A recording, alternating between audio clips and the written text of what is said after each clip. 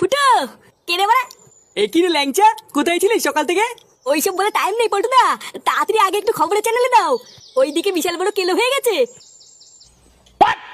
এই মুহূর্তে সব থেকে বড় খবর, সরকারি এক পরিদর্শক ঝিঙ্কু স্কুল পরিদর্শন করতে যাওয়ায় ফাটা ভস্তিবালা নামক এই বাচ্চা সরকারি পরিদর্শকের প্রশ্নে নোংরা ভাষায় উত্তর দেয়। ফলে পরিদর্শক সেটা ভাঙা রেগে গিয়ে স্কুলটাকে বন্ধ করে দেওয়ার পরিকল্পনা জানায় এবং সরকার ফাটা ভস্তিবালা নামক বাচ্চাটিকে ওই স্কুল থেকে বের করে দেওয়ার আদেশ দেন।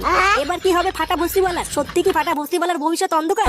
চলুন আমরা এক ঝলকে দেখিনি সেদিন কি ঘটেছিল স্কুলে। ফাটা ভস্তিবালা সরকারি পরিদর্শককে কি বলেছিল।